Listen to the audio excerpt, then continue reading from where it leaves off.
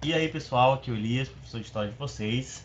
Essa é uma aula para o nono ano, né? Hoje a gente vai discutir sobre o mundo após a Primeira Guerra Mundial, né?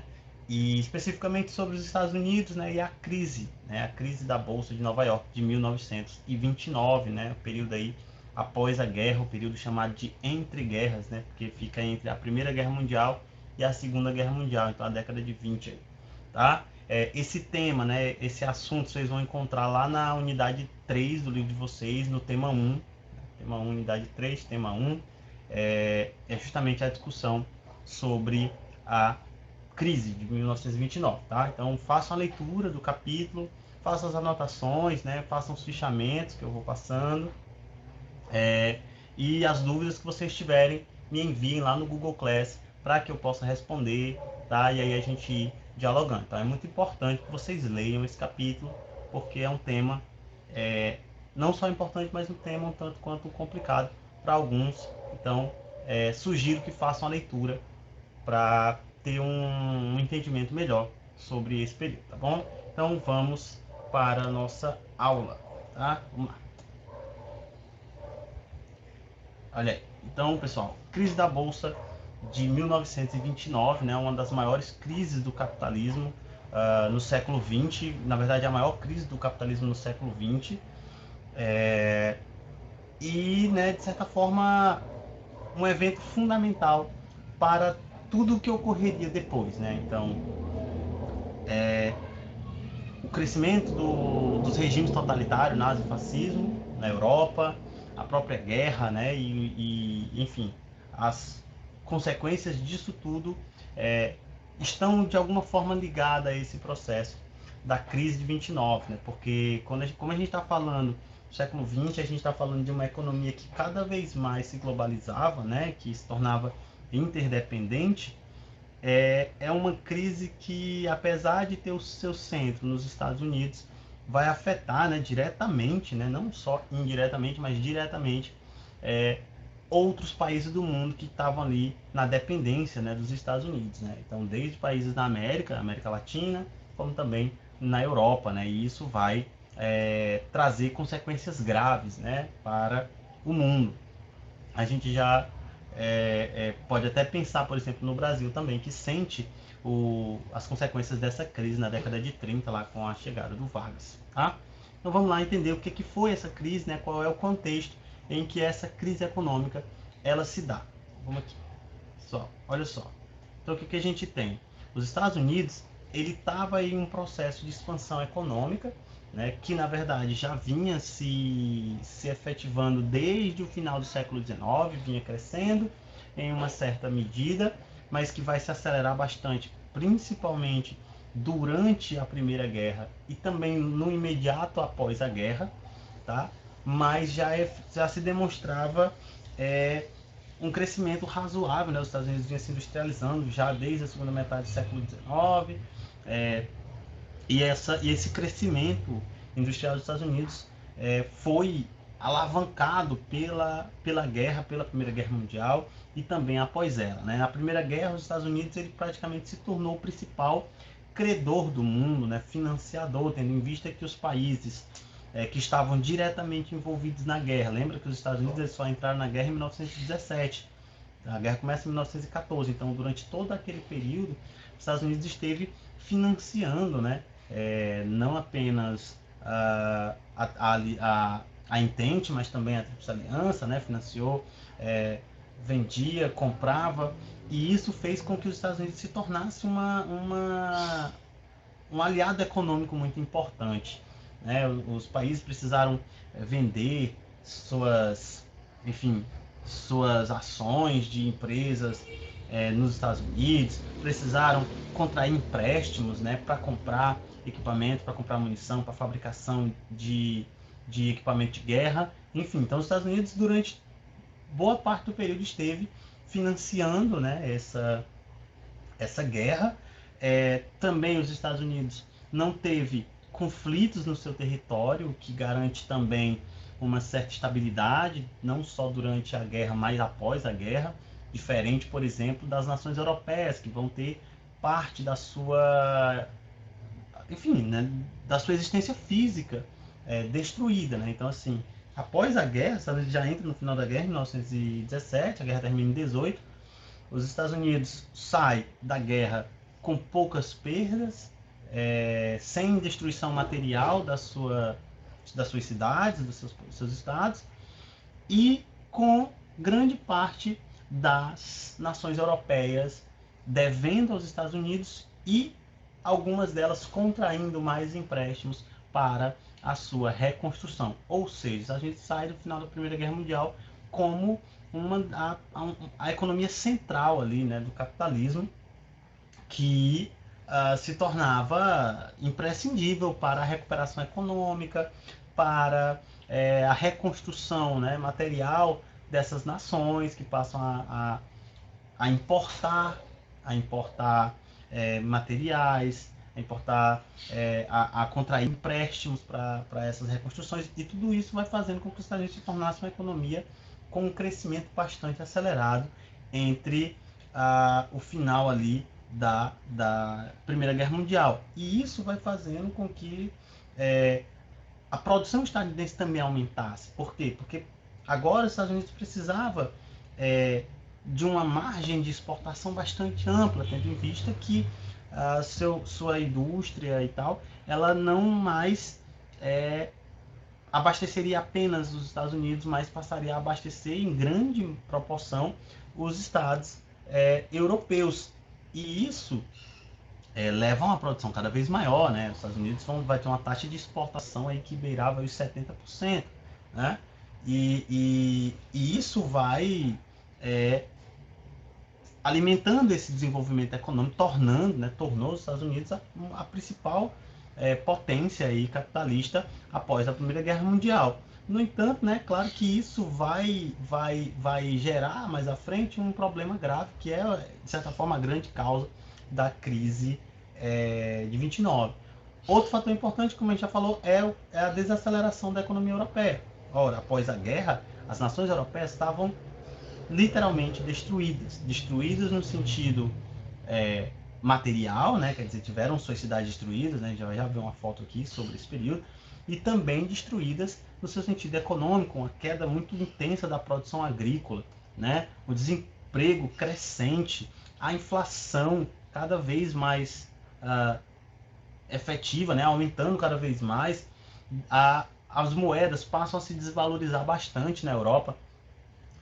Isso, pessoal, vale tanto para os países vencedores, no caso a Inglaterra, a França, mas também vale, talvez com mais ênfase, para as nações derrotadas, no caso a Alemanha, né, que recebe aí a punição máxima da guerra, né, recebe a culpa da guerra e passa a dever, né, as chamadas restituições de guerra.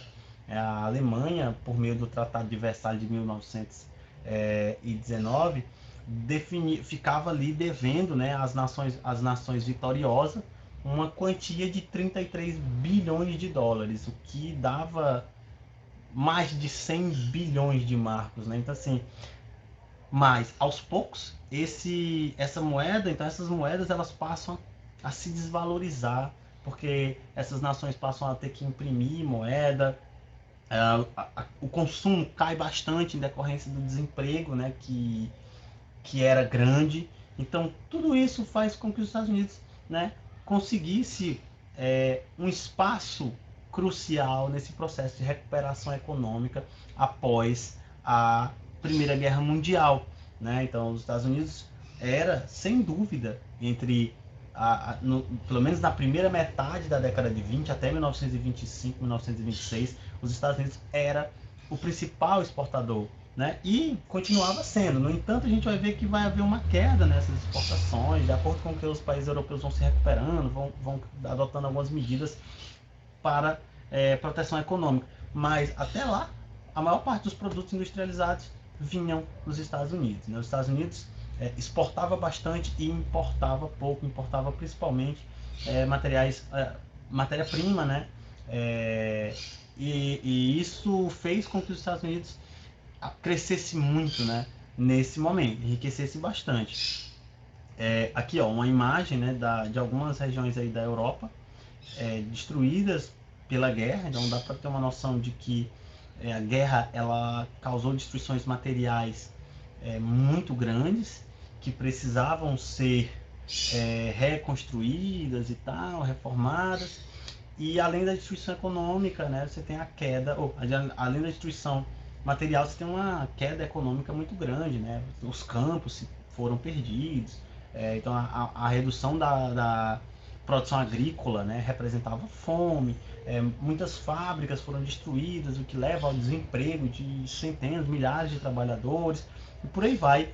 E tudo isso fez com que a Europa passasse, de certa forma, né, a se voltar ali para os Estados Unidos para conseguir esses financiamentos, os empréstimos necessários para a sua recuperação econômica, né? Só que isso vai, aos poucos, a gente vai ver que essa expansão econômica dos Estados Unidos, ela vai chegando, ela vai começando a ter alguns limites que que não vão ser compensados de uma forma muito equilibrada, levando, por exemplo, à crise de 1929. Então, o que acontece?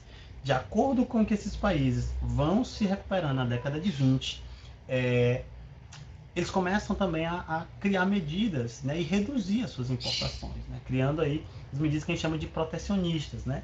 Ou seja, a ideia era, esses países eles já começavam a demonstrar sinais de recuperação, né, estavam devendo bastante, e aí, para proteger suas economias do colapso, né, para garantir alguma estabilidade econômica, e principalmente nesse momento pós-guerra, que era um momento instável, haviam muitas revoluções ocorrendo, né? Havia uma flutuação econômica muito drástica e isso assustava, de certa forma, esses países. Eles vão adotando uma série de medidas restritivas, né, de importação, vão reduzir os empréstimos, vão reduzir os produtos, de forma que garantissem, né, uma certa independência em relação a essa economia, principalmente estadunidense, dentro de um cenário que era de incerteza, né, que era de incerteza após a Primeira Guerra Mundial.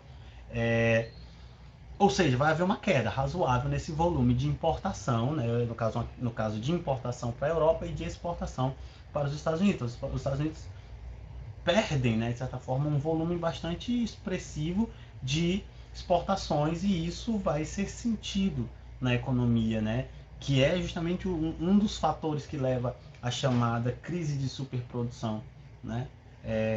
E isso vai ser somado essa queda de importação, ou de importação e exportação, no caso, né, exportação dos Estados Unidos, e os baixos salários dos trabalhadores urbanos, né, nos Estados Unidos, baixos salários, a desvalorização de alguns produtos, certo?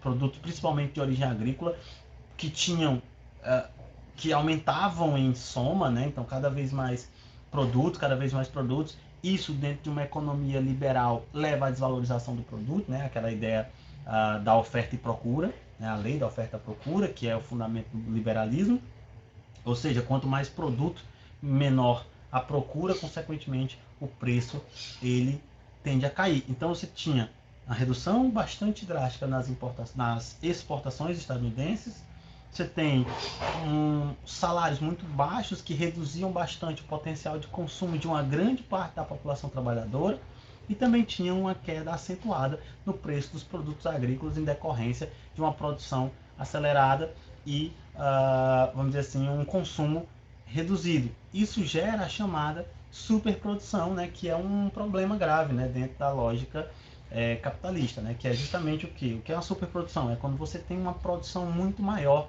do que o consumo.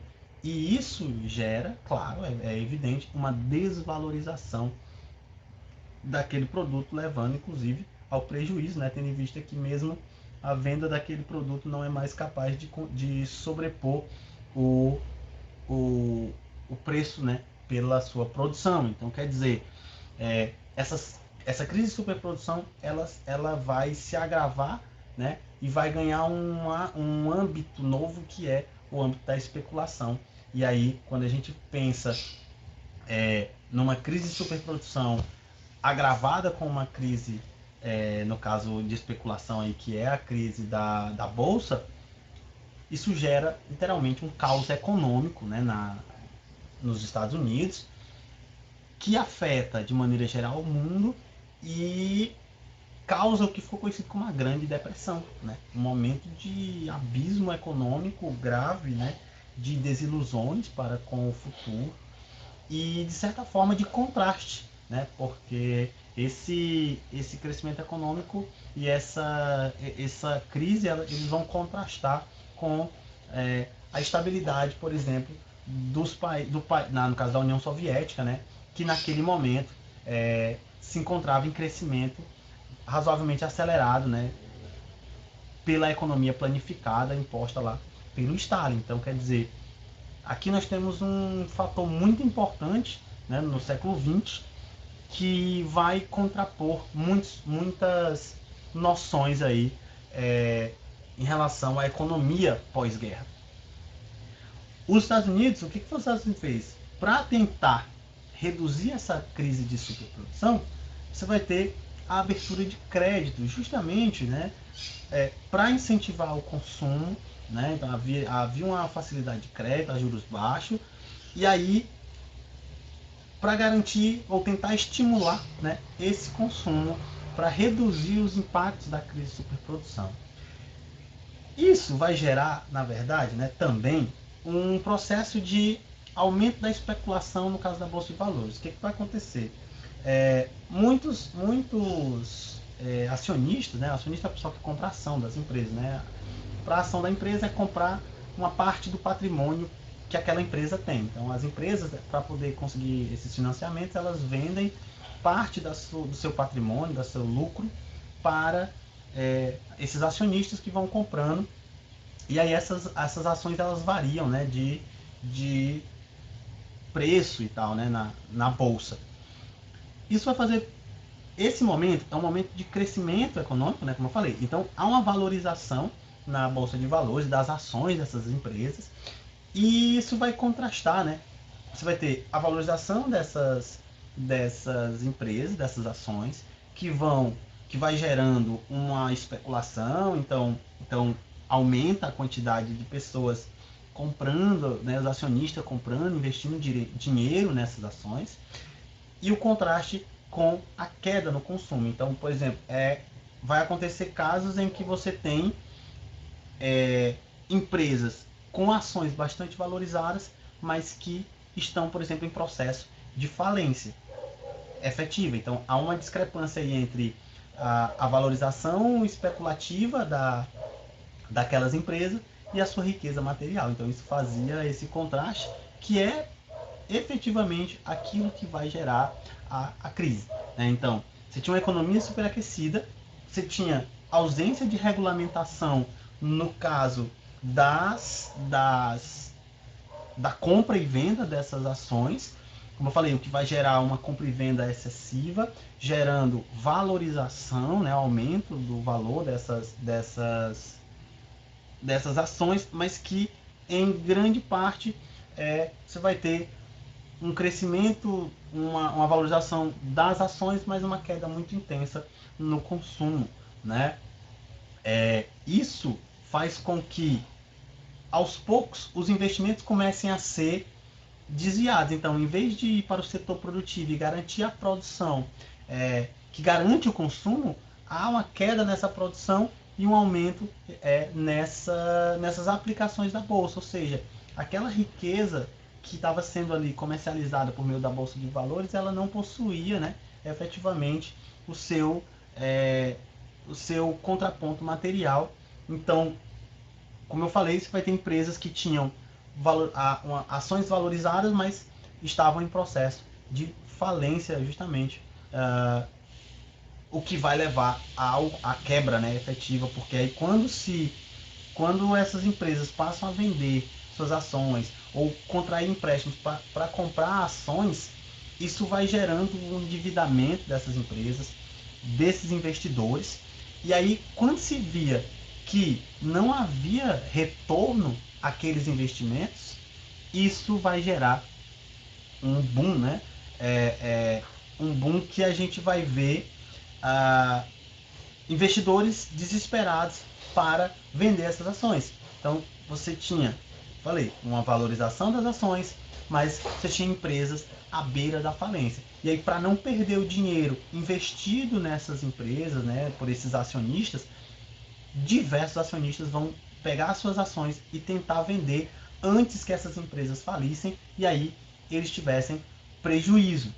Ao fazer isso, pessoal, você vai ter a chamada quebra da bolsa de valores. Então, é só para você ter uma ideia de como é um processo que vem se desenvolvendo ao longo da década de 20. Então, você vai ter o crescimento que vai sendo acompanhado com a recuperação econômica da Europa, e aí, aos poucos, esse processo vai levando a uma quebra, né, que a gente vai ver, que é a quebra da Bolsa de Nova York, onde você vai ter, não vão ser algumas dezenas de ações sendo vendidas de forma abrupta.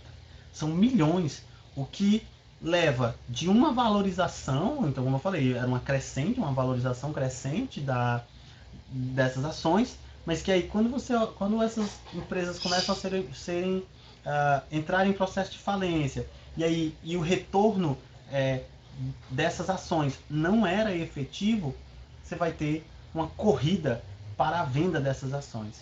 E essa corrida para a venda dessas ações leva à quebra da bolsa, né? Porque você vai ter milhões de pessoas querendo vender essas ações, e aí aquilo que havia subido de forma ascendente tem uma queda brusca, né? Então a queda brusca é o que leva à quebra da bolsa e à falência aí de diversas empresas, bancos e tudo mais. Então, pessoal, por hoje é só, né? Então, assim, mais um contexto de como os Estados Unidos estavam se desenvolvendo, como é que estava a economia do mundo naquele momento, né? E aí na próxima aula a gente vai discutir especificamente o que foi a quebra da bolsa, né? Como ela se deu e quais são os impactos dela no mundo capitalista ali da década de 1920, né? Eu falo capitalista, pessoal, porque a União Soviética, né, por ter implantado um sistema socialista e uma economia planificada, não vai sentir esses efeitos da crise, tá? Então, é muito importante que vocês façam a leitura, tá? Anotem as dúvidas, o que tiver de dúvida me envia lá no Google Class para que eu possa responder, e aí a gente vai discutir, tá? Então, obrigado por assistir e até a próxima.